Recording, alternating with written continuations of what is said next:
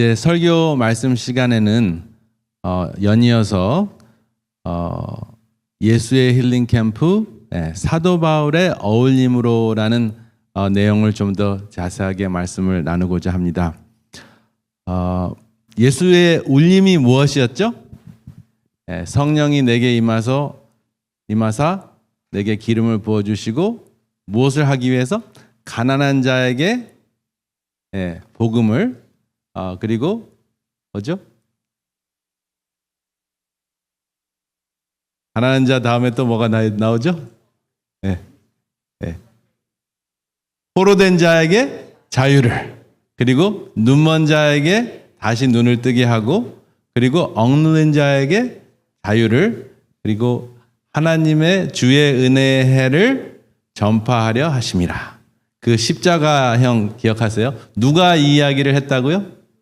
예수님이 하셨는데 누가가 기록을 했습니다. 그렇죠? 근데 이 똑같은 구조로 사도행전 1장 8절에는 뭐라고 돼 있죠? 여러분 이제 이게 여러분들의 마음을 작동하셔야지 영적인 마음도 성장하고 영적인 해안도 성장하고 여러분들의 두뇌도 성장하는 차원에서 멍게가 되지 않게 여러분들에게 여쭤보는 겁니다. 누가복음하고 사도행전의 저자가 누구죠? 누가예요. 그렇게 또 기억하시면 됩니다. 같은 저자가 했기 때문에 표현도 비슷해요.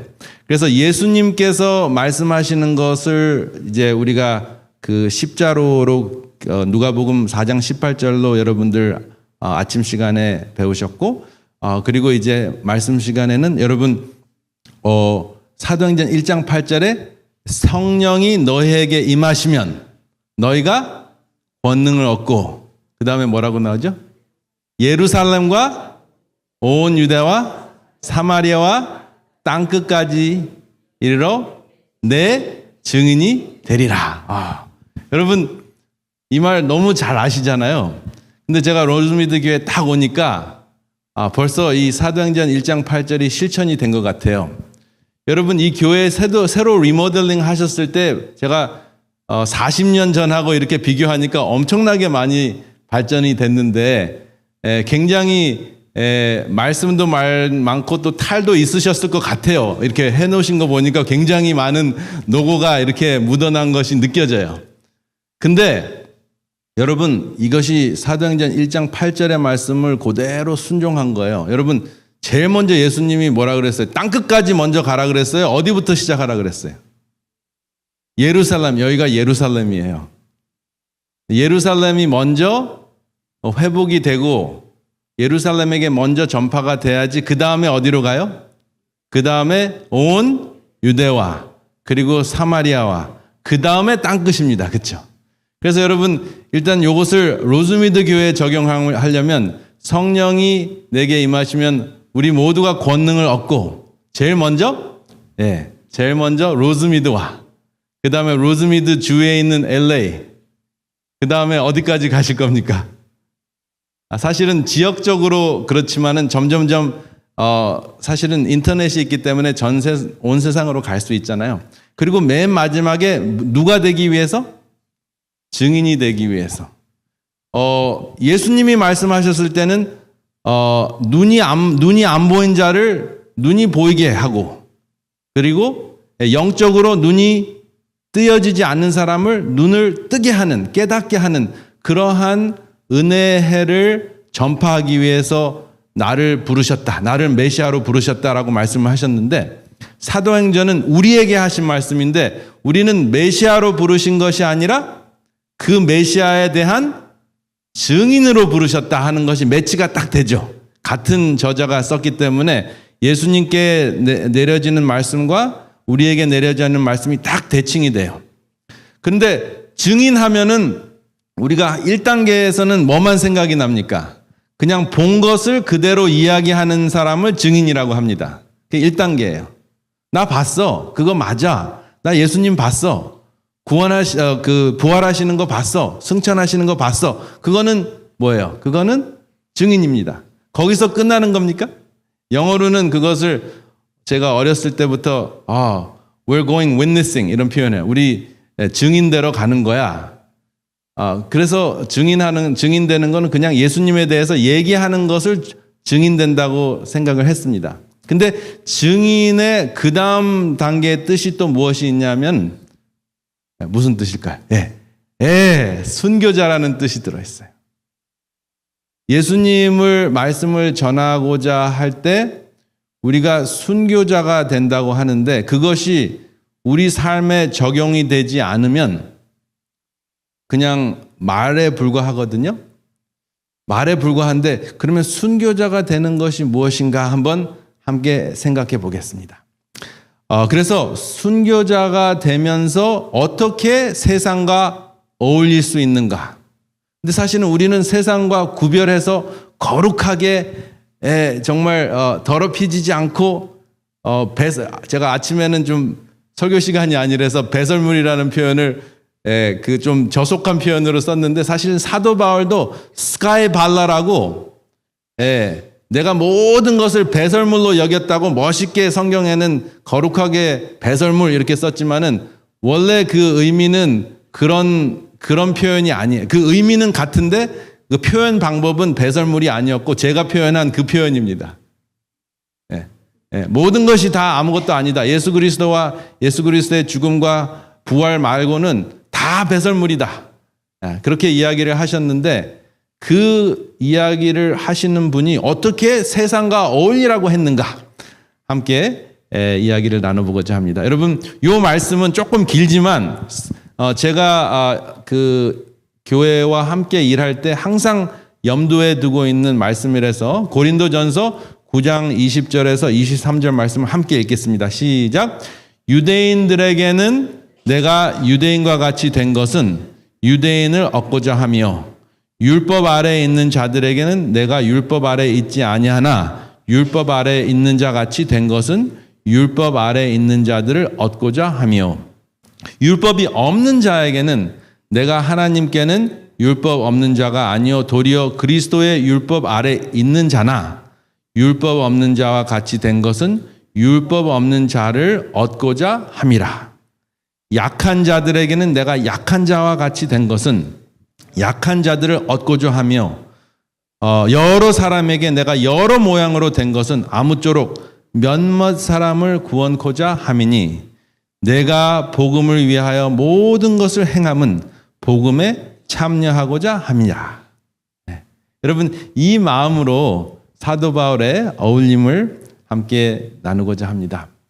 여러분 그 성경 말씀이 제일 먼저 기록되기 전에 이런 표현이 있어요. 갈릴리에서 시작된 복음이 헬라에 가서는 사상이 되었고 철학이 되었고 그 다음에 로마에 가서는 제도가 됐고 전 유럽에서는 문화가 되고 미국에 넘어와서는 그것이 기업이 됐고 한국에 가서는 대기업이 됐다. 그렇게 됐습니까?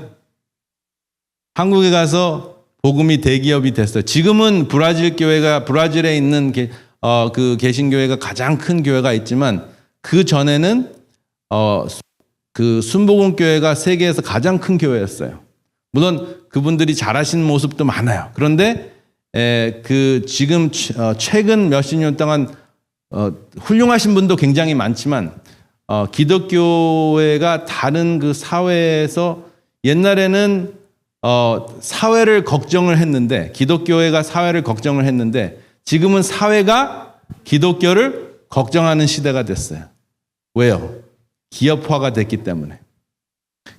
그래서 이건 우리 모두의 책임이라고 생각이 되는데 발전하는 것은 좋은데 그 발전하는 데 있어서 복음의 본질이 없어지면 발전해봤자 망해가는 로마 제국이랑 다를 바가 없다 하는 것을 이제 많은 그 비기독교인들이 이야기를 하고 있는데요. 이런 와중에 지금 제가 교회 로즈미드 교회 다닐 때만 해도 한 150명 정도 됐거든요.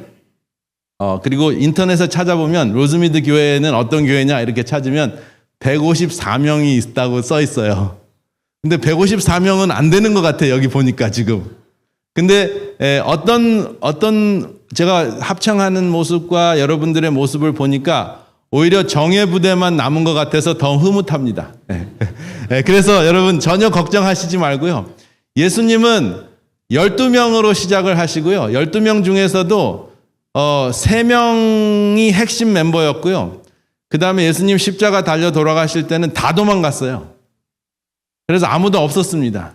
그런데 지금 기독교회가 이 세계 인구의 절반 이상이 된 이유는 그 예수님의 본질이 있어서 그런데, 여러분 오늘은 몇 가지 한국말을 좀 같이 살펴보려고 하는데, 이런 표현 다 아세요? 구도자.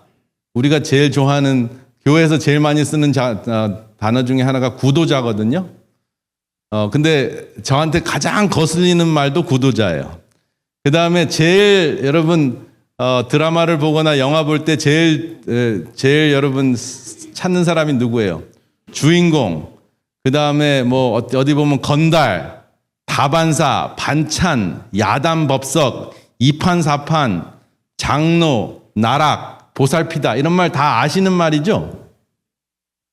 근데 이 말들의 공통점이 뭔지 아세요? 이 말의 공통점은 다 불교 용어예요. 그래서 구도자는 뭐냐면 부처님의 도를 구하는 자가 구도자예요. 근데 그 교회에 가면은 구도자가 좀 왔어요. 그래서 교회 왔는데 부처님의 도를 구하시는 분이에요. 제가 이제 우스갯소리 얘기해요. 사전에 보면 세 번째 뜻이 처음 교회에 다니고자 하는 사람들을 구도자라고 한다라고도 쓰여 있어요. 그래서 기독교인이 이것을 빌려온 겁니다. 그래서 원래는 구할 구자에다가 길도자에다가 사람 자자 해가지고 길을 구하는, 부처님의 도를 구하는 사람들을 구도자라고 합니다. 그래서 여러분 그 언어가 나쁜 것은 아니에요. 근데 그러면 우리는 부처님의 도를 쫓지 않기 때문에 구도자가 아니고 오시는 분들은 구도자라고 하는데, 그럼 도가 뭡니까? 도를 사실은 그것이 기독교로 왔을 때 여러분 도라는 표현이 성경에도 있는데, 한자 성경으로 보면 태초에 말씀이 계시니라 할 때 태초유도라는 표현을 썼어요. 그러니까 태초에 말씀이 계시니라, 말씀, 하나님의 말씀을 구하는 자도 사실은 구도자입니다. 그런데 그렇게 따지면 우리도 구도자 아니에요? 우리는 뭐를 다 깨우쳐가지고 우리는 구도자가 아니고 새로 오시는 분은 구도자입니까? 그래서 불교 용어라서 문제가 있는 것이 아니라 그 안에 교만이 들어있어서 저는 문제를 삼고 싶어요. 여러분들 어떻게 생각하십니까? 그래서 이제 새로 오시는 분들이나 성경을 좀 잘 모르시는 분들이 있다고 하더라도 그분들은 구도자가 아니고 우리도 구도자예요. 그분들은 저는 VIP라고 했으면 좋겠습니다. 지금 이 순간부터는 입에 습관이 안 들어서 계속 이제 구도자 하실 거예요. 제가 한 20년 동안 이 얘기를 했는데 여전히 구도자 말은 안 없어졌어요. 왜냐하면 익숙해졌으니까. 그런데 구도자의 유래를 생각을 한번 해보시기 바랍니다. 그 다음에 주인공도 사실은 도를 깨우친 사람이 주인공이에요. 그 불교 용어입니다. 그리고 건달은 불교 신앙권에서 노래만 하고 하늘에서 돌아다니는 신을 건달이라 그랬어요. 근데 그걸 사람을 그렇게 표현을 해서, 건달이 사실은 아무것도 안 하고 빈둥거리는 사람을 건달이라 그러잖아요. 근데 그거를 좀 처음에는 이렇게 좋게 표현하느라고 건달이라고 했다가 이제는 건달이 깡패가 된 거예요. 그 다음에 다반사가 무슨 뜻이죠? 다 그냥 흔하게 있는 일이 다반사잖아요. 근데 다가 무슨 다자예요? 차 마시는 다자고, 반은 반찬할 때, 음식할 때, 밥할 때 반자고, 사는 일사자예요. 그러니까 그냥 흔히 먹고 마시는 일이라는 뜻이 이제 다반사라는 뜻이에요. 그래서 반찬은 뭐예요? 밥 먹을 때 같이 먹는 음식이 반찬이에요. 찬이 없다고 할 때. 그것도 사실은 불교 용어입니다. 사찰 용어. 그다음에 야단법석. 야단법석이 낫네 그러잖아요. 그게 뭐냐면 부처님의 법문을 들으려고 사람들이 웅성웅성 모여가지고 바깥에서 막 우왕좌왕하는 것을 야단법석이라 그랬어요. 그래서 사실은 야단법석이 바깥에서 법문을 듣기 위해서 온 사람들의 모습을 야단법석이라고 한 것이 이제 우리가 쓰는 말이 됐고요. 이판사판. 불경을 열심히 공부하는 사람을 이판 스님이라 그랬고, 그 다음에 운영을 하는 스님을 사판이라 그랬어요. 그래서 이판사판이야, 그게 그거야라는 표현을 쓸 때. 그리고 장로도 오랜 경험과 지혜가 있는 사람을 장로라고 했습니다. 여러분 여기 장로님들 많이 계시잖아요. 근데 오랜 경험과 지혜가 충만하신 분들, 장로님이라고 부릅니다. 그리고 나락에 떨어지다. 이거는 산스크리트, 불교 용어, 힌두 용어로 지옥이라는 뜻이에요. 그리고 보살피다가 되게 놀라운 뜻이에요. 보살피다가 뭐냐 하면은 보살과 같이 살피다는 뜻이에요. 그게 보살펴, 잘 보살펴줘 할 때 이게 불교 용어가 우리말이 된 거예요. 근데 보살이 무슨 뭐냐 하면은 여러분 관세음 보살, 관자재 보살 아시잖아요. 저도 굉장히 불교의 철학을 되게 좋아해요. 불교를 신앙으로 섬기는 건 아니지만 불교의 철학은 2500년 동안 이 세상 사람들을 위로한 거예요. 어렸을 때는 불상도 있고 그래가지고 근처도 못 가게 하고 막 우상숭배라고 했는데 불교의 본질은 우상숭배하는 것이 아니라 하나님도 없어요. 거기는.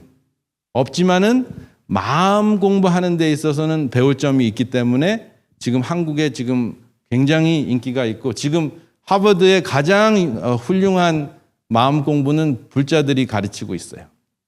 그 정도로 뭔가 영향력이 있으니까 배울 점이 있는 거는 배워야 되거든요.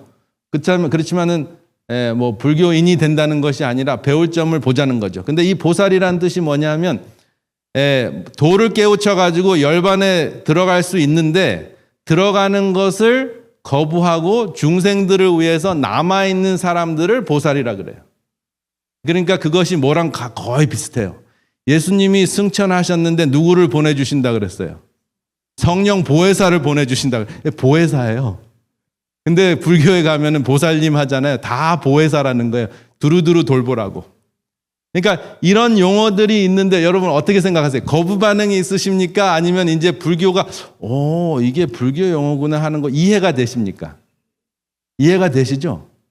그러니까 사실은 불교는 무조건 우상숭배라고 생각할 것이 아니라 왜 그렇게 2500년 동안 아직도 살아남아 있는가 하는 것을 알고 있는 것은 굉장히 중요하고, 그렇다면 이렇게 마음을 달래고 그 고통을 덜어주고 하는 그 종교와 우리가 나누고자 하는 예수의 힐링 캠프와 어떠한 차이가 있고, 우리는 그것도 괜찮고 이런 때는 불교고 저런 때는 기독교고 이렇게 그냥 입맛 따라서 파틀럭 하듯이 뷔페같이 이렇게 먹는 시대가 됐거든요.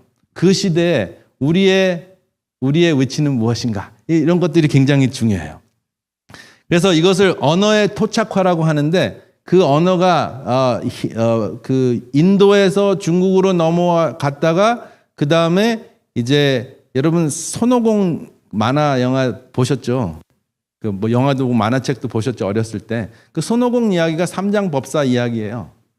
삼장법사가 뭐 하는 법사냐면은 그 인도에서 중국으로 그 부처님의 가르침을 나누어 주는 그 스님 이야기를 재밌게 꾸민 거거든요. 근데 그 이야기인지 모르고 열심히 읽었어요. 손오공 이야기. 근데 그것이 이제 중국으로 가면 토착화되면서 우리의 문화가 2000년 동안 되고 그것이 이제 한국으로 넘어와서 여전히 우리는 이런 표현을 씁니다. 그래서 저는 여기 이제 구도자라는 표현을 쓰지 말자고 하려고 제가 구도자라는 표현을 썼다가 가만히 보니까 우리가 진정으로 하나님의 말씀을 구하는 구도자가 되자. 그렇다면은 새로운 교인들한테는, 또 교인들이 될 수 있는 분들한테는 구도자라는 표현을 쓰지 말고 VIP라, Very Important Person, VIP라고 쓰는 것이 어떤가, 그런 제안을 해봅니다. 여러분 한번 생각해 보시기 바랍니다. 제가 강요하는 것은 아니고요. 한번 알고 쓰자는 것입니다. 여러분 여러 형의 VIP들이 이 교회에 오실 수도 있고 만나실 거예요. 아마 세상이 많이 바뀌었기 때문에 과거에 제가 17년 전에 이삼영 목사님 계실 때 오셨을 때는 앉을 자리 없이 많이 오셨는데 이번에는 얼마나 몇 명이 어떻게 오실지 몰라요.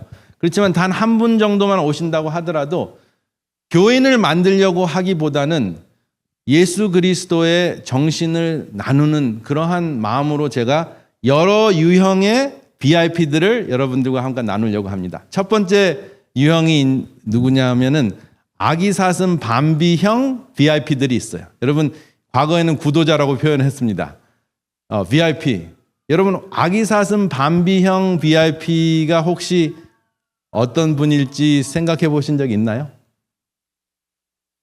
이거는 심리학적으로 밤비 효과라고 하는데 아기사슴 밤비 이야기 다 들어보셨죠? 뭐 동화책으로 보셨잖아요. 아기사슴 밤비형은 뭐냐면 실제적으로 일어나는 현상인데 아기사슴들이 산에서 이렇게 자기 가족들을 떠나서 내려오면 그 사람들이 너무 이뻐가지고 이렇게 쓰다듬어 준대요. 근데 쓰다듬어 주고 나면은 그 밤비가 이제 집으로 돌아갈 거 아니야? 집으로 돌아갔을 때 이렇게 보니까 이 가족들이 보니까 냄새가 바뀌었어. 사람 냄새가 있는 거예요. 그래서 나중에는 그 사람 냄새가 많이 밴 그 아기사슴 그 밤비는 가족들에게 버림을 받고 외면을 당해서 굶어 죽는다 그래요.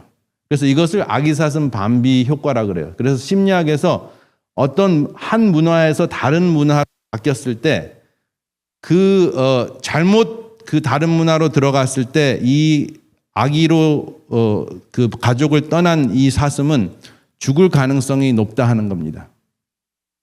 예를 들어서 어떠한 그 전혀 안식일 교회도 모르고 기독교도 모르는 어떤 아기 사슴 같은 VIP가 여러분들을 만나러 왔을 때 이뻐해주고 잘해주잖아요. 근데 끝까지 책임지어 주지 않을 거면 잘못하면 그 밤비는 죽을 수 있어요.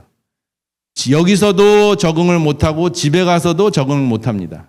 그런 거 40년 동안 많이 보셨죠? 50년 동안, 저는 한 50년 동안 틈틈이 많이 봤어요. 분명히 전도회라고 하고 건강전도회 제가 본분인데 집에는 뭔가 깨달은 게 있으니까 집에는 돌아가지 못해. 자기 교회든 자기가 원래 있었던 곳은 문화는 돌아가지 못해요. 어중간하게 있어요. 그렇다고 여기에서는 또 적응이 또 안 돼. 그래서 어중간하게 있다가 영적으로 그냥 잃은 양이 되는 거, 잃은 밤비가 되는 것이 바로 밤비 효과입니다. 이것이 이제 심리학적으로 신앙적으로 다양하게 적용이 될 수 있기 때문에 여러분들이 만약에 이런 밤비를 만나시면 끝까지 책임질 수 있는 팀워크가 필요합니다. 좀 겁나시나요? 아니면은 이거 함부로 했다가는 안 되겠다 하는 생각이 드시나요? 차라리 그 가족한테 놔두는 게 낫지 않을까요? 잘못 쓰다듬어주고 끝까지 보살피지 않을 거면 생각해 보시기 바랍니다. 여러분 강아지하고 고양이가 요즘에는 굉장히 수준이 높아졌는데 옛날에는 애완동물, 옛날에는 사실은 그 전에는 훨씬 전에 한 30년 전만 해도 보신탕이 있었는데 이제는 보신탕은 굉장히 아주 야만인들만 먹는 걸로 돼 있잖아요. 근데 가장 인기 있는 그 애완동물 이름이 고양이든 강아지든 코코라 그래요. 코코. 그런데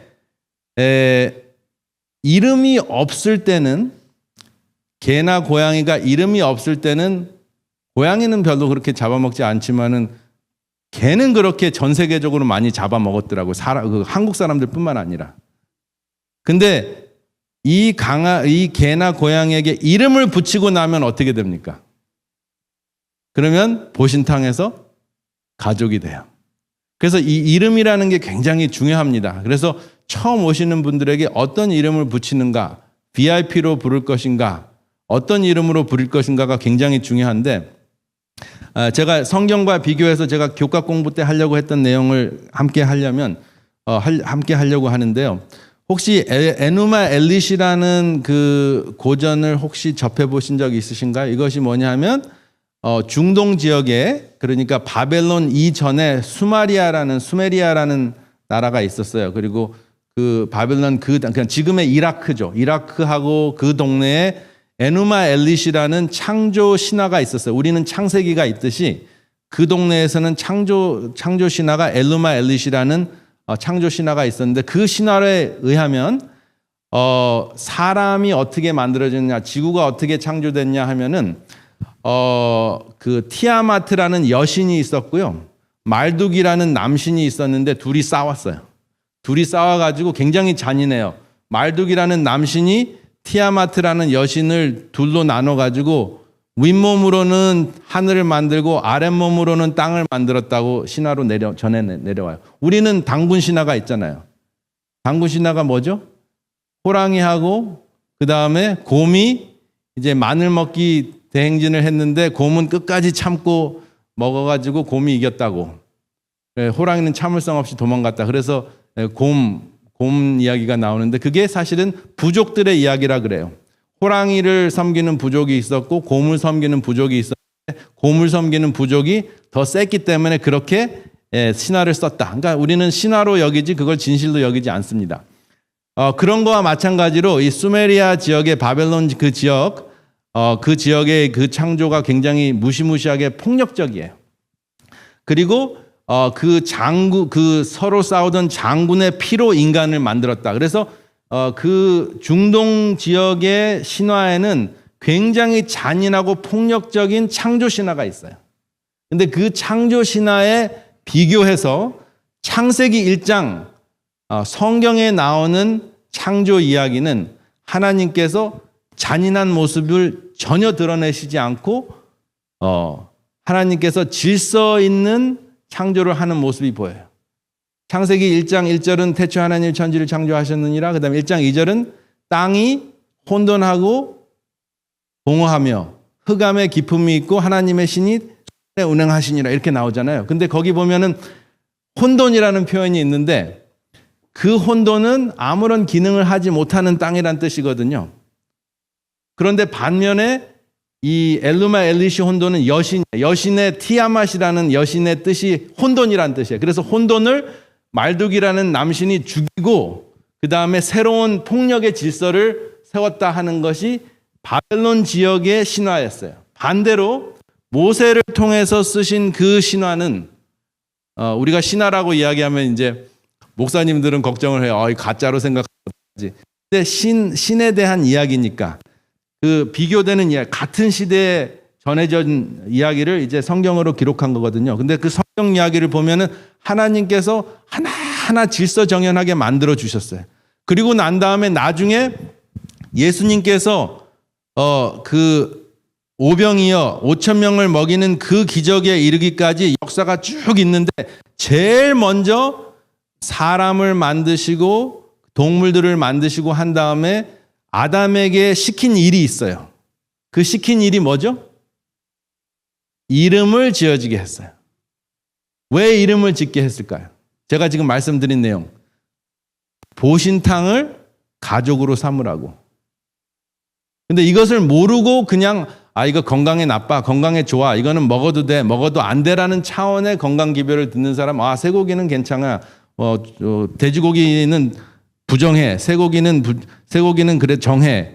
근데 고기는 빨간 붉은 고기는 이제 안 좋으니까 닭고기는 괜찮고, 그 다음에 닭고기보다는 물고기가 더 낫고, 그렇게 정리를 하거든요. 여전히 인간 중심이에요. 굉장히 폭력적이에요. 그런데 여러분, 우리가 됐다고 생각하지만 인도에 가면 제일 먼저 그 생긴 종교가 브라만 종교고 그게 힌두가 되고 힌두가 업그레이드가 돼가지고 불교거든요. 근데 그 브라만 그 종교의 그 불교의 쌍둥이가 자이니즘이라는 교가 있는데 그게 우리 유명한 그 인도 그 스승 간디 아시죠? 간디가 그 불교도 아니고 또 힌두 쪽의 자이니스트라 그래. 자이니즘이라는 교인이었는데 그분들은 전혀 살생을 하지 않아요. 그분들은 뭐까지 안 먹냐면 감자, 고구마도 안 먹어요. 왜? 감자, 고구마는 그 안에 생명이 있기 때문에 감자 싹이나 고구마 싹은 먹어도 감자, 고구마를 먹어치우면 어떻게 돼요? 아예 씨를 말리니까, 감자 씨를 말리니까 그것을 안 먹습니다. 그만큼 폭행을 하지 않는 것, 폭행을 하지 않는 것이 그 종교의 가장 고상한 표현이에요. 그런데 기독교인들은 폭행을 많이 해요. 왜냐하면 우리도 정한 음식은 괜찮고 부정한 음식만 안 먹으면 돼. 내 건강에 좋으면 죽여도 돼. 이런 생각을 하는데 이름을 붙이고 난 다음에는 그게 쉽지가 않아요. 그러니까 그러면 하나님의 원래 뜻은 무엇이었을까? 하나님이 원래 우리에게 원하시는 모든 것이 풍성했을 그 에덴 동산에서 하나님께서 주신 의미는 무엇일까? 그것을 보시면 제가 이제 쉼터 이야기로 잠깐 가면서 그 설명을 드리려고 하는데요. 제가 쉼터에 그 생태계를 좀 만들려고 닭을 생전 농사도 안 해봤는데 닭을 키우기를 시작을 했어요. 한 3년이 됐는데 6마리를 데리고 왔는데 그중에 한 마리가 다리를 절면서 오더라고요. 한 마리에 20불 주고 샀는데 다리를 절고 오니까는 여기서 제가 전화를 했어요. 이거 다리 저는데 어떻게 하면 좋겠냐 그랬더니 데리고 오면은 바꿔주겠다고. 근데 일단 데리고 온 상태에서 그 친구하고 제가 눈을 마주치고 나간 다음에 걔가 다리를 절어서 이름을 깡충이라고 이름을 지어줬어요. 이름을 깡충이라고 지어준 다음에 전화를 해가지고 이 다시 돌려주면 어떻게 될 것 같아요? 죽을 것 같은 거예요. 그래서 도저히 다시 돌려주지를 못하고 그러면 내가 의사니까 뭐 수의사는 아니지만 얘를 한번 잘 치료해보자. 닭이지만. 여러분 웃으시는 분도 계시는 것 같아요. 그냥 통닭 해 먹으면 되지 뭐 닭을 치료하냐고. 그래도 제가 이제 사명감을 가지고 저는 닭을 보니까 이게 염증이 생긴 거예요. 그래서 제가 항생제도 주고 나름대로 했는데 이게 잘 안 나요. 굉장히 좀 심한 상태에서 온 것 같아요. 그리고 친구들이 자꾸 쫓는 것 같아 밤에. 그래서 이 왕따를 당하나 해가지고 이제 고민을 하다가 이 닭 수의사를 찾아보니까 닭 수의사가 어디 있는지 어떻게 알아요? 강아지 개는 많은데 강아지 고양이는 많은데 이 닭 수의사는 못 찾겠는 거예요. 근데 보니까 치노에 보니까 Exotic Animal Hospital이 있더라고요. 근데 거기는 뭐 도마뱀도 고쳐주고 뭐 개꾸 같은 것도 고쳐주고 뱀도 고쳐주고 닭도 고쳐준대요. 그래서 제가 이거 수술이 필요한 것 같다. 한번 이거 수술을 한번 할 수 있냐? 왜냐면 제가 사람 도구는 있는데 닭은 마취도 할 게 또 없고 해가지고 이제 데려다 줬더니 전신 마취를 해야 된대요. 전신 마취를 해서 수술해야 되는데 사인을 하래요. Do not DNR, do not resuscitate. 혹시 수술하다가 죽으면은 저기 막 괜찮다고 사인을 하래요. 그래서 뭐 거기까지 가가지고 죽을 수밖에 없으면 이거 CPR 하지 말라고. 그래서 제가 사인을 했어요. 살기를 바라면서. 그래가지고 20불짜리를 1,500불 들여가지고 이게 전신 마취를 해가지고 살려놨어요.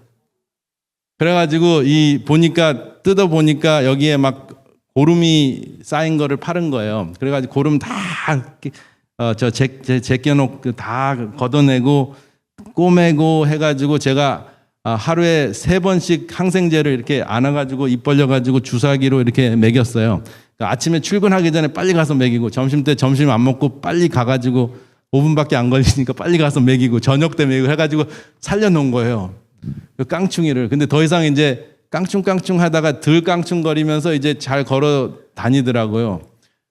근데 이 깡충이를 여러분 통닭으로 먹을 수 있겠어요? 없겠어요?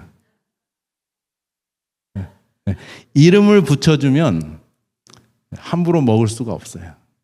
그래서 하나님께서 원하시는 채식은 우리가 건강한 것도 포함되지만 모든 생명을 사랑하라고 생육하며 번성하며 땅에 충만하고 그 다음에 그 성경에 보면 이게 지금 수술한 여기 보세요. 오른쪽에 보면은 부어 있잖아요. 그렇죠? 저게 부은 거 다 긁어내가지고 왼쪽 같이 만들어놨거든요. 근데 여기 성경 말씀하기 전에 도연명이 한 시가 있어서 보니까 굉장히 멋있더라고요. 낙지 성형제 하필 골육친 땅에 떨어지면 모두가 형제가 될 수 있거늘 굳이 피를 나눈 형제야만 하는가. 그러니까 사실은 물론 사람하고 짐승하고 구분이 있지만 우리의 마음에 있어서는 함부로 나의 식욕을 위해서 생명을 죽이지 말자. 이게 먹을 것도 많은데 굳이 이 다 살라고 태어난 애들을 그렇게 그냥 통닭 맛있고 튀김닭 뭐 양념닭을 해 먹어야 되는가? 그런 거 여러분들에게 제가 하라 말라고 얘기는 안 하겠습니다. 근데 눈을 마주치고 이름을 한번 붙여보세요. 먹을 수 있는가? 그게 하나님의 마음이에요. 건강에 좋으니까 통닭은 되고 뭐 쇠고기는 안 되고 돼지는 부정하니까 안 된다. 여러분 돼지가 왜 부정한 줄 아세요? 원래 돼지는요, 야생에는 사람보다 훨씬 더 깨끗하고 물도 8컵 마시고 채소하고 과일을 먹는다 그래요. 그냥 놔두면. 근데 사람들이 몇천 년 동안 키워가면서 그냥 아무렇게나 성격이 되게 좋아요, 돼지가. 그래서 잘 먹어가지고 등치가 커지면은 장사가 잘 되잖아요. 그 근수가 많이 나가니까. 그래서 거의 한 200파운드 정도 되면은 먹는 양이 근수 나가는 것보다 더 많아가지고 한 200파운드까지 키워야지 이게 수지가 맞대요, 장사하려면. 근데 그렇게까지 키우려고 하다 보니까 그냥 아무거나 성격이 좋으니까 아무거나 먹고 그 다음에 제대로 막 살도 찌고 하니까 더우니까 땀을 흘려야 되는데 그 친구들은 혀도 별로 길지 않고 사실 동물들이 땀을 그 온도를 내리려면 혀로 강아지 보면 막 혀로 할딱거리잖아요. 그게 땀을 흘리는 거거든요. 왜냐하면 피부가 없으니까. 사람은 이 피부가 혀거든요. 그래서 그 열을 다 방출할 수가 있는데 그 동물들은 그걸 못 해요. 근데 돼지는 피부는 하얀 피부가 있는데 물론 털도 짧은데 땀샘이 별로 없어요. 비교적 다른 동물이나. 그래서 그 시원하게 하느라고 이 더러운 시궁창에 이렇게 뒹굴어 가지고 더러워지다 보니까 몇천 년 동안 그렇게 하다 보니까 거기 이상한 살모넬라나 이런 균들을 복균하게 되면서 살아가는 거예요. 사실 사람들도 균이 득실득실해요. 지금 코로나 바이러스도 지금 갖고 다니는데 이제는 그게 코로나로 이제 익숙해졌기 때문에 그게 감기 수준밖에 안 돼요. 근데 지금 박테리아도 있고 바이러스도 있고 곰팡이도 있고 그래요. 항생제 먹으면은 여성들은 염증이 생기거든요. 그리고 그 이유는 그 균형이 깨지면은 다른 병균들이 그 몸속에서 자라기 때문에 그렇기 때문에 아무리 화장하고 깨끗이 한다고 해도 진짜 깨끗한 게 아니라는 거죠. 음식하고 배설물하고 뭐가 깨끗하고 더러운지 그거는 사실은 이제 이때 나중에 이제 제가 이제 이따가 매직 쇼를 할 건데 그때 이제 좀 더 자세하게 설명드리겠습니다. 그래서 사실은 돼지를 부정하다고 성경에서 이야기한 이유는 사람들이 더럽게 만들어 놨기 때문에 그 상태에서는 돼지와 가까이 하면 병이 들 가능성이 높기 때문에 부정하다고 칭해서 멀리하게 격리시킨 거지 돼지가 원래부터 더러운 게 아니에요. 여러분 힌두에서는 소고기를 먹지 못하게 하잖아요. 신으로 섬기게 했잖아요. 그게 우상 숭배하는 수준의 그 전으로 돌아가면 소는 사람을 위해서 열심히 일하기 때문에 함부로 먹으면 안 되기 때문에 신격화 시켜가지고 금지시킨 거더라고요. 인력적으로 보니까. 그래서 신앙적으로 섬기는 사람을 굉장히 미개하다고 우리는 생각하지만 처음은 소를 보호하기 위해서 사람이 절실하게 필요하니까 보호하기 위해서 먹지 못하게 한 거예요. 그 뜻을 알면 소를 신격화시킬 필요까지는 없지만 소도 이거는 고마워해야 되겠구나. 사육해가지고 뭐 수십억 마리를 지금 매년마다 수십억까지는 아니라도 어쨌든 엄청나게 많은 소가 죽잖아요. 근데 무엇을 위해서? 인간의 식욕을 위해서. 그것들을 우리가 생각할 수 있는 것이 희년의 정신이에요. 여러분 아까 읽은 누가복음 4장 18절 19절에 주의 은혜의 해 동물들도 자유롭게 해야 된다는 거죠. 여러분 이런 이야기를 해야지 여러분들의 손주들이나 지금 세대 자녀들이 채식에 대해서 납득을 하지. 야 소고기 돼지고기 고기 많이 먹으면 심장병 걸린대는 안 통해요. 그리고 고기 먹는 사람도 반드시 심장병에 걸리는 거 아니에요. 나는 살코기 먹어. 그렇죠? 조금 먹어. 그렇죠? 그리고 단백질 모자른 사람은 고기 먹어야 돼. 이렇게 따지면 할 말이 없어요. 근데 이제 어떻게 채식을 하면서도 단백질을 섭취하는지 이제 하나씩 알려드릴 겁니다. 그래서 그 원칙을 아는, 본질을 아는 것이 굉장히 중요하다. 근데 그 본질이 창세기 1장 29절 30절에 나와 있는데, 여기 보면 1장 29절은 사람을 채식하게 했고 30절에 보면 모든 짐승과 하늘에 있는 모든 새와 생명에 있어 땅에 기는 모든 것에게는 내가 푸른 풀을 먹을거리로 주노라 했어요. 그러니까 독수리도 풀을 먹게 하나님께서 의도하셨고, 사자도 풀을 먹게 의도하셨고, 그 다음에 기는 거니까 뭐 뱀이든 지렁이든 하여튼 간에 풀을 먹게 의도하셨는데, 이것이 이제 생물학적인 차원보다는 하나님의 마음이라는 거죠. 왜요? 폭력으로 남을 죽이지 말라는 거예요. 근데 음식이 모자르고 하기 때문에 하나님께서 할 수 없이 허락하신 것이 노아 홍수 이후예요. 그러면서 노아 홍수 이후에는 수명이 단축이 되는 거를 여러분들이 아시죠? 969세까지 살 수 있었는데 점점 줄어들어가지고 이제 잘하면 70이고 강건하면 80이 되는 인생이 됐어요, 지금. 그러니까 하나님의 뜻은 니네들 건강하기 위해서 잘 먹고 잘 살으라 하는 것뿐만 아니라, 그것도 있지만은 더 중요한 거는 생명이 있는 생명체들을 함부로 죽이지 말라는 거죠. 그러니까 그런 차원에서 봤을 때는 자이니즘이나 불교도 훨씬 더 앞서 있는 거죠. 무조건 경시할 수 있는, 또 뭐 불상 갖다 놨다고 그 우상 숭배한다고 치부할 수 없는 종교예요. 그렇지만 거기에는 생명은 없어요. 그 이야기도 이제 차차로 하겠습니다.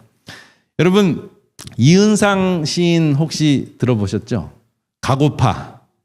여러분, 가고파 하면은 굉장히 감동적인 노래인데, 이은상 시인 이분이 사모님이 계셨는데, 사모님이 돌아가시기 전에 그 사모님께서 그 유서를 써놓으셨대요. 근데 그 유품을 보니까 그 유언에 그 이은상 시인 그 남편한테 꼭 교회를 다녔으면 좋겠다고 유언을 하셨다 그래요. 그래가지고 제기동 안식일교회 출석을 하셨어요, 이분이. 제기동 교회 다니셔 보신 적 혹시 있으세요? 제기동 안식일교회 이분이 출석을 하셨는데 침례까지 받으셨어요. 침례까지 받으셨는데 1년 후에 안 보이시더래요. 어디 가셨는지도 모르게. 여러분, 이분이 왜 떠나셨을까요?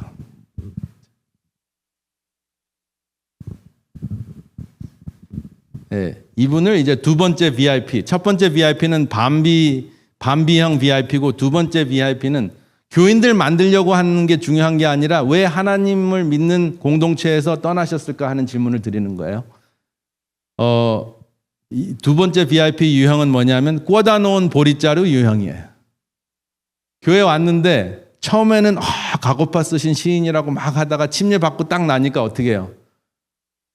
그냥 뭐 이제 우리 교인 됐으니까, 잡아놓은 물고기니까 이제 다른 물고기 잡으러 가는 거죠. 그렇죠? 제가 조금 우리 교회를 비하해서 표현을 하겠습니다. 침례만 딱 주고 세례만 딱 받으면, 우리 장로교회나 감리교회에서는 세례 침례 딱 주면은, 물론 요즘에는 안 그렇습니다. 그런데 그 당시에는 그랬어요. 근데 우리는 지금도 그럴지 모르겠어요. 뭐냐, 일단 안심을 하니까, 그리고 인적 자원이 부족하니까 이제 그 다음 분들에게 포커스하고, 그 다음에 이분은 그냥 뭐 침례 받았으니까 나오라 그러고 나왔는데, 이분은 이 당시에 지성인이었잖아요. 시도 쓰고 음악도 하시고 대단하신 분인데, 이분하고 대화할 수 있는 분이 없는 거예요. 만약에 이분이 오늘 이 자리에 앉아 계신다면 이분하고 어떻게 어울리시겠습니까? 시를 나누면, 맞습니다. 그래가지고 제가 공통 관심사 이야기를 하려고 그래요. 아픈 사람, 제가 의사이기 때문에 의사니까 아픈 사람만 데리고 오실 수 있는데, 사실은 제가 이렇게 역사를 쭉 공부해 보니까 의사가 가장 많이 공부한 학문 중에 하나가 인류학이었더라고요. 왜냐하면 사람에 대한 공부를 해야 되니까, 사람이 왜 아프고 어떤 배경에서 와서 어떤 문화권에서 살았기 때문에 이러한 질병이 생겼는가 하는 것을 가장 많이 연구한 사람들이 의사인데 요즘 의대에서는 인류학을 안 가르쳐서 저는 독학을 했어요. 근데 인류학을 공부하니까 너무 재밌지 않아요? 그 엘루마 엘리시라는 그 신화가 있었는데 우리는 성경의 신화가 있는데 얼마나 다행이에요.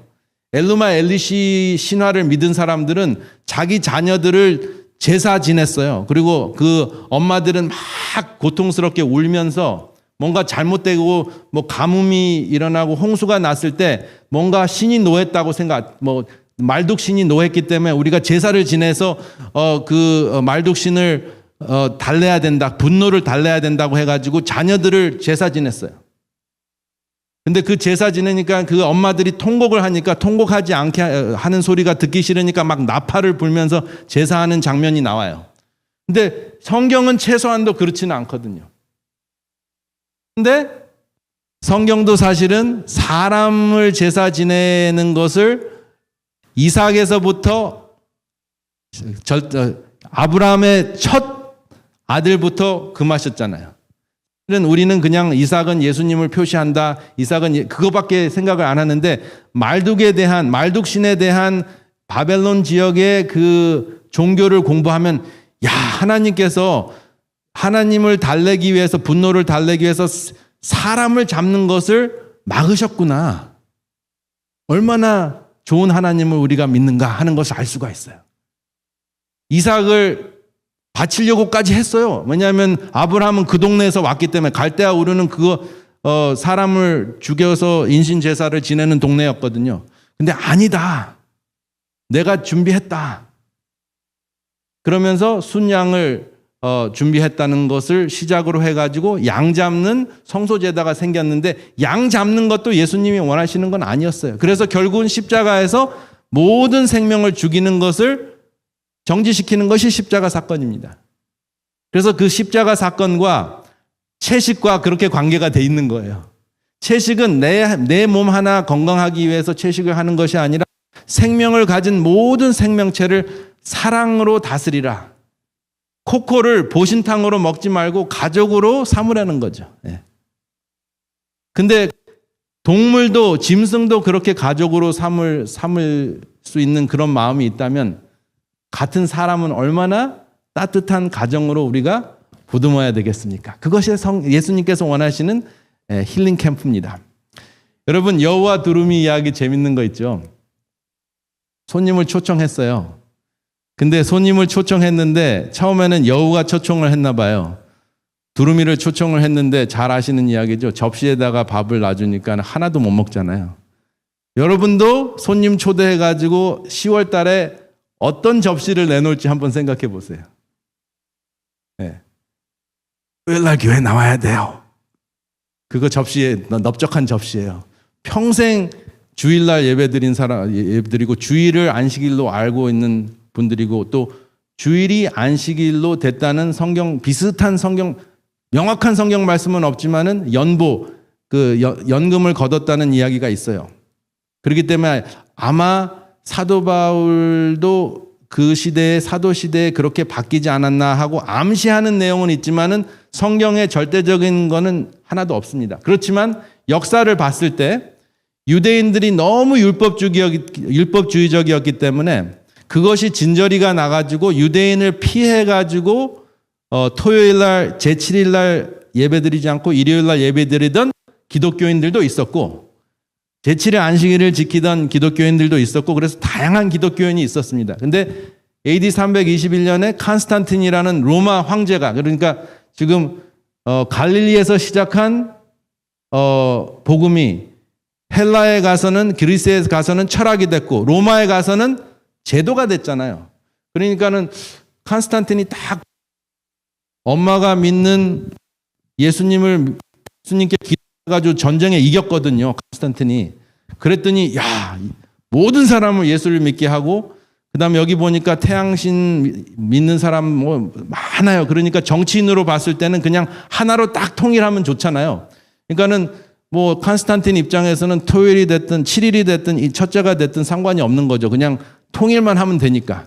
그러면서 그 전통이 내려왔고 그리고 이제 율법주의적인 것보다는 새로운 생명, 부활의 생명을 기념하는 부활의 기념일인 일요일을 예배드린다라고 해서 계신 소위 장로교회나 다른 교인들은 부활의 새로운 재창조, 안식일 교인들이나 유대인들은 제7일 창조를 믿는다면 부활의 창조를 믿는 거예요. 제가 개신교인 다른 일요일날 교회 가는 분들을 제가 그 대변을 하자면은 그런 차원에서 재창조의 예배일을 지키는 겁니다. 그런데 이제 성경 말씀으로만 보면 부활하신 거는 하루만 부활하셨잖아요. 1년에. 매일 일주일에 한 번씩 부활하신 게 아니잖아요. 하루만 부활하셨잖아요. 한순간에 부활하셨기 때문에 성경 말씀대로 제7일은 너의 하나님 나 여호와의 안식일인즉 했기 때문에 이제 오늘 제가 교과 공부 때 하려고 했던 만나, 여러분 만나 이야기가 그냥 고기 먹고 싶어 하는 사람들에게 만나를 줬다 하는 그런 이야기가 아니에요.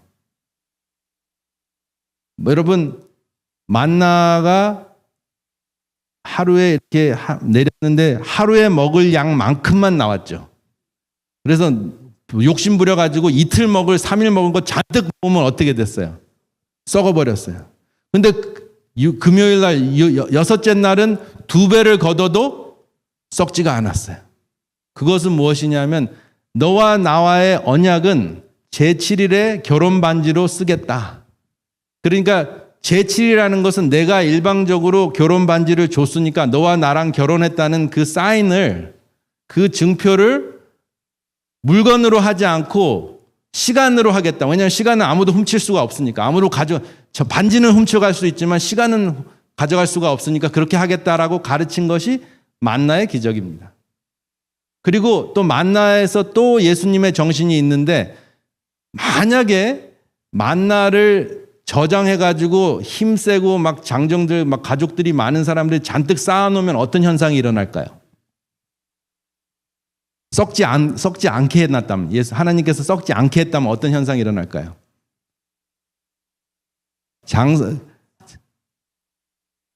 제일 먼저는 훔쳐가는 사람들이 생길 거예요. 못 거둔 사람이. 두 번째는 좀 양심 있는 사람은 팔으라 그럴 거예요.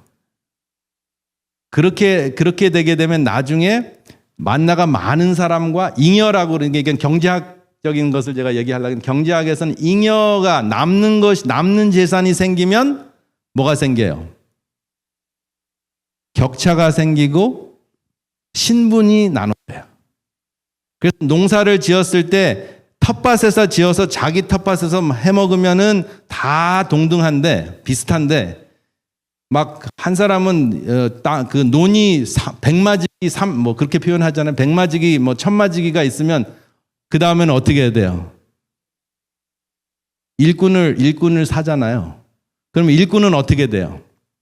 일꾼은 소위 노예까지는 아니지만 이제 주인과 종이 되는 거예요. 주종 관계가 되는 거예요.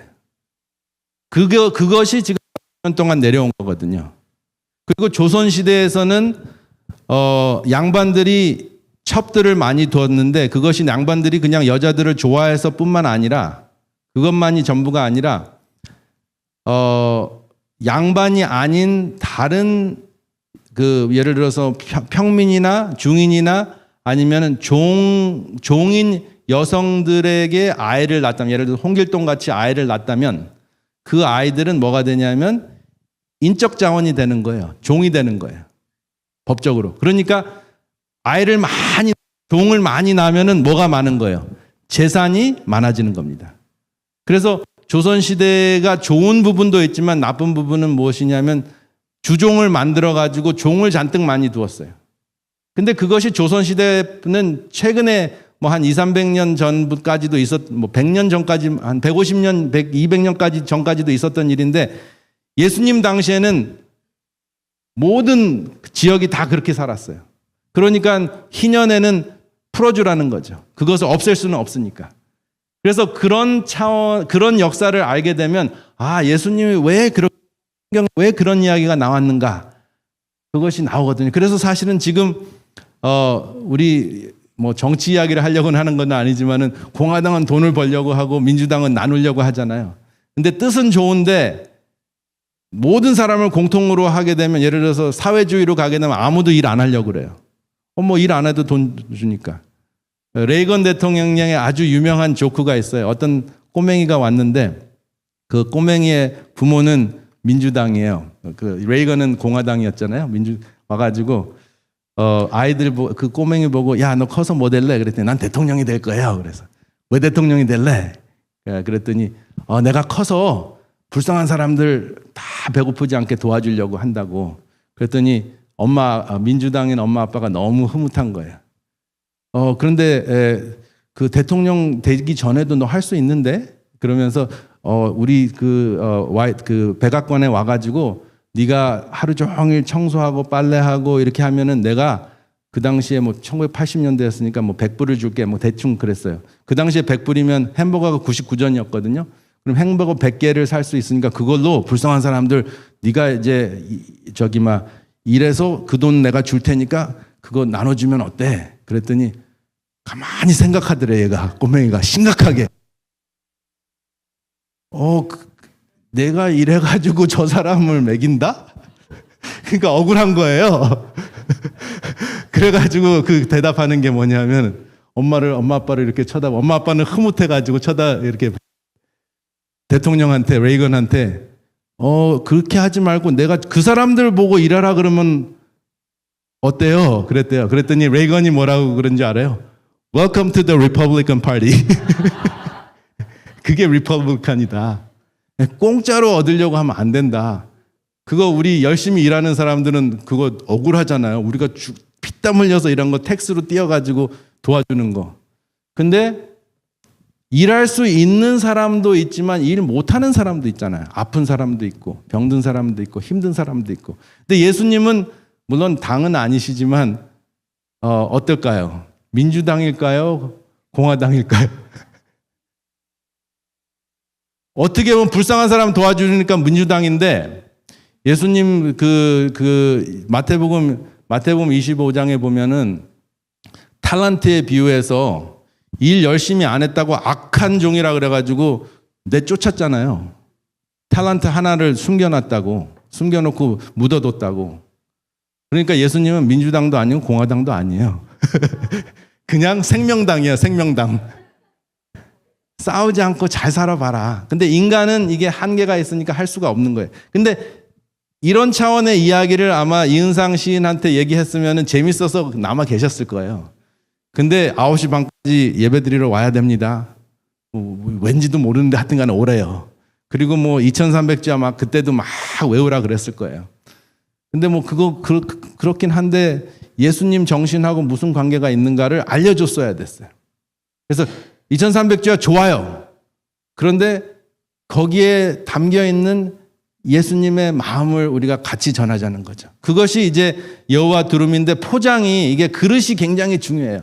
음식은 좋은데 이게 두루미를 접시에다가 주면 두루미는 굶고, 그 다음에 이제 두루미가 초대를 했네요. 근데 자기가 먹기 좋은 이게 높은 데다가 주니까 여우는 또 땀 흘리면서 전혀 못 먹잖아요.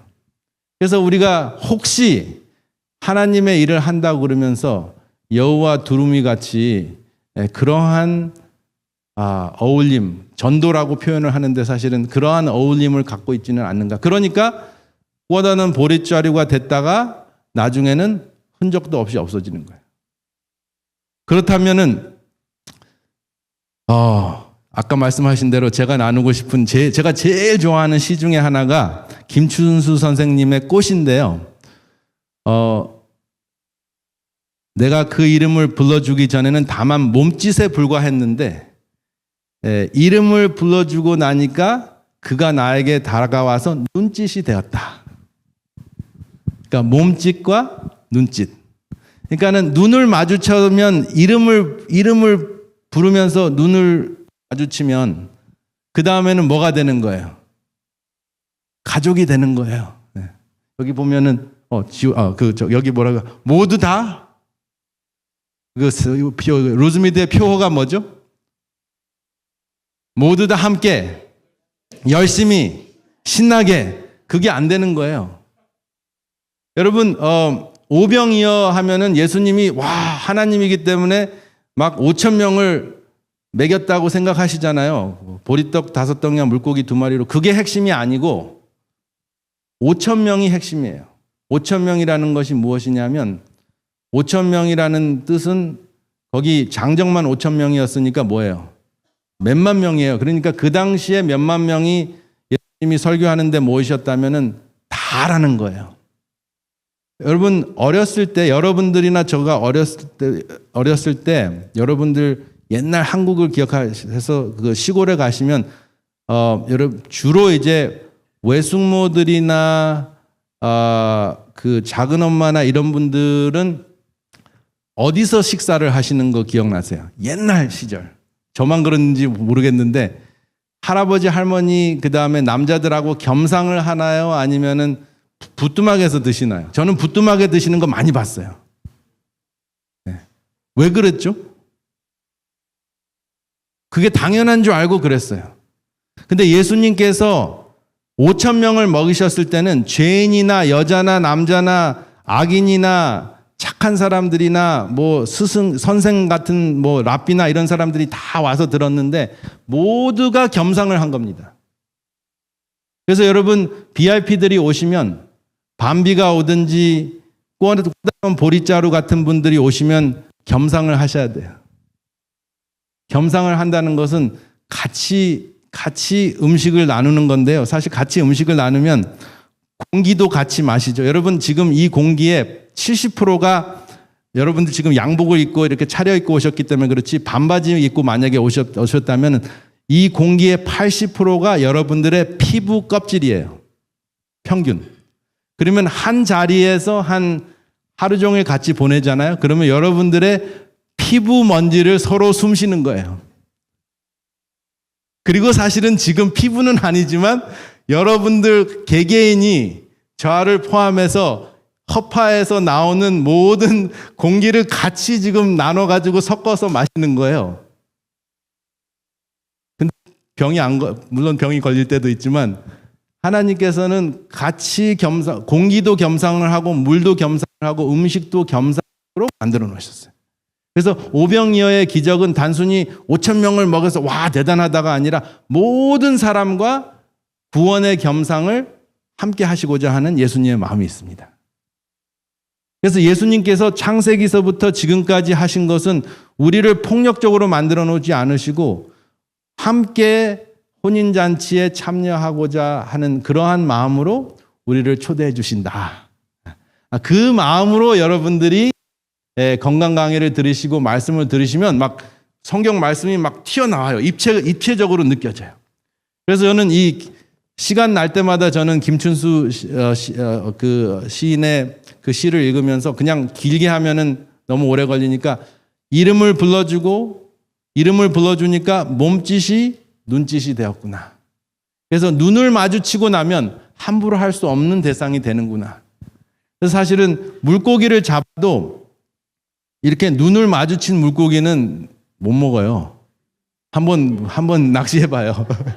아무리 건강에 좋아도 이 등푸른 생선, 뭐 조기, 뭐 연어 아무리 좋아도 눈을 마주친 생선은 굉장히 힘들어. 근데 그래도 먹는 사람은 이 영혼이 없는 사람이에요. 왜냐하면 눈빛을 못 마주친 사람이에요. 눈빛을 마주치는 게 뭔지를 모르는 사람이에요. 여러분 얼굴이 뭔지 아세요?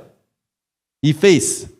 얼굴은 뭐냐 하면 얼꼴에서 나온 말인데 조상의 빛난 얼을 오늘에 되살려 할 때 그 얼이거든요. 그러니까 우리의 정신의 모양이라는 거예요. 얼굴이라는 게. 근데 우리의 얼이 어디에서 느껴집니까? 여러분들의 눈에서 느껴져요. 그래서 눈을 마주치시면 잘 못 먹게 되기 때문에 일단은 뭐 건강에 나빠 얘기하지 말고 여러분 자녀들이나 손주들이 막 고기를 너무 많이 먹으면 나중에 예쁜 그 돼지를 너무 잘 먹는다 하면은 그 베이브 영화를 보여주세요. 돼지까지 살 수는 없으니까. 요즘에는 돼지도 키우더라고요, 집에서. 그래서 눈을 마주치고 이름을 붙이게 해보세요. 못 먹어요. 네. 한번 뭐 억지로 먹으라 안 먹으라 할 필요가 없어요. 그래서 창세기 1장에 나온 예수님의 마음을 여러분들이 알려주셨으면 합니다. 여러분 이사야 43장에 이 말이 있으니까 야곱아 너를 창조하신 여호와께서 이제 말씀하시니라. 이스라엘아 너를 조성하신 자가 이제 말씀하시니라. 너는 두려워 말라. 내가 너를 구속하였고 내가 너를 지명하여 불렀나니 너는 내 것이라. 네. 여러분 고양이 강아지 데리고 오면은 내 것이 되잖아요. 내가 너를 지명하여 어떤 이렇게 고양이 강아지 사러 가면 막 불쌍하고 제일 뭐 이렇게 약한 고양이라도 강아지라도 막 나한테 다가오면은 그 고양이 강아지를 선택하거든요. 그러면 내 것이 돼. 그러면 감히 먹을 수가 없어요. 죽을 때까지 함께 하는 겁니다. 그런 마음으로 우리가 함께 음식을 대하면 어떻겠나. 여러분 제가 시 이야기를 하니까 정답을 이야기해서 시가 또 생각이 나가지고 말씀을 드리는데요. 이거는 외울 수 있어요. 너무 짧고 좋으니까. 자세야 보아도 예쁘다. 오래 보아야 사랑스럽다. 너도 그렇다. 네. 네, 좋죠? 이게 교보문고에서 1년 내내 베스트셀러였던 나태주 시인의 시 풀꽃이라는 시인데요. 자세히 보려면은 뭐를 마주쳐야 돼요? 눈을 마주쳐야. 여러분들이 다음에 드시려고 하는 닭을 자세히 한번 쉼터에 와서 한번 보세요. 그리고 오래 보면은 닭도 사랑스러워요. 그리고 서로 보면서 당신도 사랑스럽습니다. 그러면 사랑스러운 사람을 함부로 욕하고 말로 죽이고 하기가 힘들잖아요. 근데 자세히 눈을 안 마주치고 보지를 않으니까 욕하기가 쉬워요. 그리고 말로 죽이기가 쉽죠. 근데 자세히 눈을 마주친 사람은 그 눈을 보면서 삶이 보이잖아요. 제가 1시간 거의 2시간째 여러분들하고 눈을 마주치는데 이제는 가족이 된 것 같아요. 그러니까 함부로 아까는 첫째 시간에는 배설물이라는 말을 똥이라고 했는데 그 말도 잘 안 나와요. 왜냐하면 이게 거룩한 게 됐거든요. 그게 거룩이거든요. 거룩한 것이 성경 끼고 기도만 하는 게 거룩한 것이 아니라 서로 구별해서 사랑을 하는 게 거룩한 거거든요. 그것을 예수님께서 우리에게 알려주시려고 성경 말씀을 이렇게 써주셨는데 이제 마지막으로 나만 장군 스타일 BIP가 있어요. 나만 장군 스타일 BIP는 이제 새로 오신 분들 중에서 이런 분들이 있어요. 저는 이제 쉼터에서 이 프로그램을 많이 했기 때문에 영락교회가 가장 큰 교회였을 때 이제 영락교회 수석 장로님이 쉼터에 오신 적이 있어요. 근데 이분이 이렇게 얘기해요. 자기는 영락교회 수석 장로님이기 때문에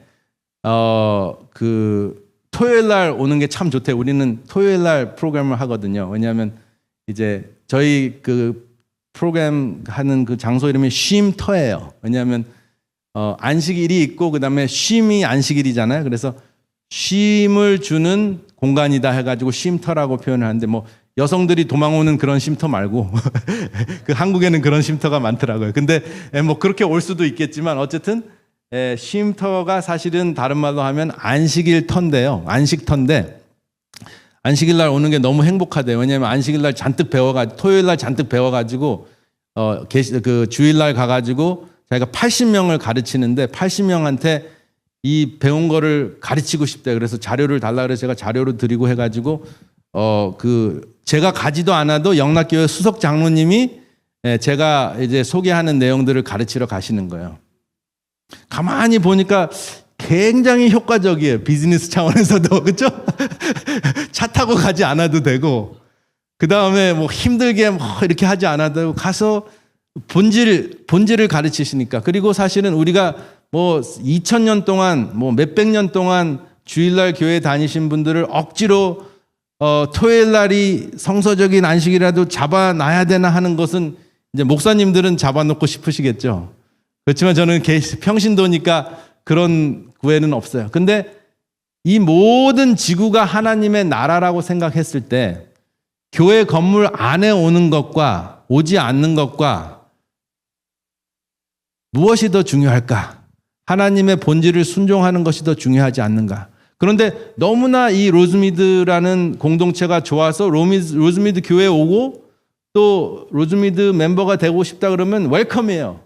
그렇지만은 더 중요한 것은 나만 장군같이 내가 영락교회 교인인데 그 주일날 가가지고 80명을 이 메시지를 가리키고 싶다라고 했을 때 그거 안 됩니다.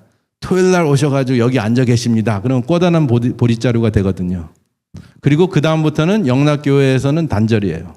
이상한 교회 가가지고 훌륭한 장로님이 교회하고 단절했다고.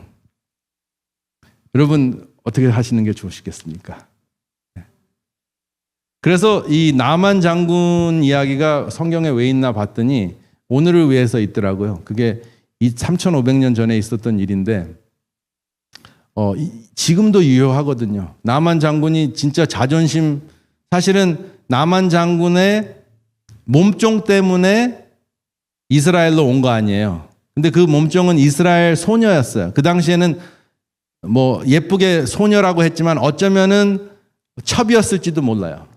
그런데 얼마나 그 감동적인 그 하나님을 전했으면 그 비천한 그 전쟁에 이겼을 때 몸종으로 잡아왔거든요. 여성들을 그 당시에. 그 여성의 말을 듣고 자기 나라에도 좋은 호수가 많은데 이스라엘까지 왔겠습니까? 절실하고. 그랬을 때 그 나만 장군한테 안 됩니다. 여기 와서 있어야 됩니다가 했으면 어쩌면 그 복음이 더 멀리 퍼지지 않았을지도 몰라요. 그래서 그런 마음이 성경에 이렇게 담겨져 있기 때문에 반비 유형도 있고 꼬다놓은 보릿자루 유형도 있고 나만 장군 유형도 있고 그 다음에 다 깨닫고 모든 여건들이 맞아서 또 로즈미드 교인이 되고 싶다고 하는 사람들도 있을 거예요. 근데 그런 분들이 오셨을 때 가장 중요한 것은 반비가 사슴으로 돼서 여러 사슴이 될 때까지 우리가 책임져야 된다는 거예요. 공동체로서. 그렇지 않으면 그 아기 사슴 반비는 죽을 수가 있고 외톨이가 될 수 있고 왕따 당해서 그냥 어디 갈 바를 모르고 신앙을 아예 떠날 수도 있어요. 그래서 그러한 생각을 하시면서 여러분 이제 마지막으로 제가 원숭이 침팬지 이야기하는 거를 참 좋아하는데요. 이 침팬지가 굉장히 똑똑하죠. 유전인자는 98.5%가 사람이랑 비슷해요. 그러니까는 침팬지로 사람이 왔다고 해도 막 과언이 아닐 정도로 비슷한데 침팬지를 지금 수십 년 동안 훈련을 시켜도 안 되는 게 뭐가 있냐면 이렇게 공을 던진 다음에 딱 가리키면 걔는 어떻게 해요? 막 가가지고 가지고 오는데 이 침팬지는 뭐만 보고 있냐면 손가락 끝만 보고 있대요. 몇십 년 동안 지금. 5만 가지 침팬지가 다. 그런데 걔는 딱 보면은 딱 가리키면은 주인의 마음을 딱 알고 공을 딱 가지고 오거든요. 제가 그 연구, 2가지 연구를 딱 보고, 굉장한 실물 교훈이다. 여러분, 뭐가 되고 침팬지가 되시고 싶으세요? 강아지가 되고 싶으세요? 둘 다 안 돼. 인간이 되고 싶어요. 맞습니다. 맞는데 제가 왜 이 이야기를 하냐면 오늘 사실 저 때문에 여러분 교각 기억절 외우신 것도 외우시지 못하셨는데 여러분 이 손가락이 더 중요합니까? 손가락이 가르치는 게 더 중요합니까? 손가락이 가르치는 게 더 중요하죠. 그래서 우리 사자성어로 무슨 표현이 있어요? 견월망지라는 게 있어요. 견월, 달을 보고 손가락을 잊어라. 그러니까는 이렇게 하면은 손가락만 보고 있으면 안 되고 손가락이 가르치는 달을 보라는 거예요. 근데 우리는 견지망월을 하고 있어요. 그래서 이 침팬지 같이 이거 성경절이 어떻게 됐냐? 이거 제7일이 맞냐? 이거 아니면은 성경절 아니야. 뭐 짐승의 표야. 아니면 또 이거 아니면 이단이야. 해가지고 계속 이 손가락 손톱이 얼마나 크고 주름이 몇 개고 그것만 보고 있어요. 그런데 이 손가락이 가르치는 거는 누구를 가르치고 있습니까? 예수님을 가르치고 예수님의 본 삶을 가르치고 있잖아요. 근데 예수님의 삶은 가르치지 않으면서 성경 문자 박사가 돼가지고 문자는 엄청나게 잘 아는데 손가락을만 가리키는 침팬지가 됐어요. 그렇다면 차라리 강아지가 낫지 않아요? 그렇죠? 잘 몰라도 그냥 주인의 마음을 이해하고 막 달려가서 공을 갖고 오면 주인이 행복해. 그러니까는 걔는 같은 침대에서 자잖아요. 침팬지는 절대로 같은 침대에서 못 자. 얘가 어떻게 해코지할지를 모르거든요. 네. 그래서 여러분, 이것은 단순한 예화이긴 하지만 우리가 예수의 힐링 캠프라고 이야기하는 이유는 예수님의 진정한 본질을 잊어버리고 문자에 갇혀서 문자 달달달 외우는 것 중요합니다. 근데 거기에 갇혀 있으면, 거기서 출애굽하지 않으면, 출문자, 탈문자를 하지 않으면 침팬지하고 다를 바가 없다. 동의하십니까? 네. 그래서 불교 용어로 제가 복음을 오늘 전하려고 하는데, 불교에 3가지 굉장히 중요한 용어가 있어요. 첫 번째, 문자 반야라는 게 있어요. 문자를 통해서 깨닫는 지혜. 성경 읽어야 돼요. 기억절 외워야 돼요. 근데 여러분, 구구단을 100년 동안 달달달달 외운다고 좋은 수학자가 됩니까? 구구단을 적용할 수 있고, 그 다음에 알지브라로 넘어가야 되고, 대수로 넘어가야 되고, 뭐 행렬도 알아야 되고, 요즘 인공지능이기 때문에 수학을 더 높은 수준으로 올라가야 돼요. 그렇지 않으면 아무리 구구단을 열심히 외워도, 아무리 기억절을 외워도 예수님의 본질을 잃으면 견지망월이 된다는 거죠. 침팬지로 남을 수 있다. 그래서 여러분, 이번 기회에 제가 일주일날 딱 하고 마치는 것이 아니라 한 달에 한 번씩 여러분들과 함께 할 텐데, 한 달에 한 번씩 하면은 우리가 한 달 동안 연습을 할 수 있고, 일주일에 한 번씩 한 달 동안 하면 30일 동안 우리가 생각을 할 수 있거든요. 그러면 우리 두뇌가 변하는 시간이 4주예요.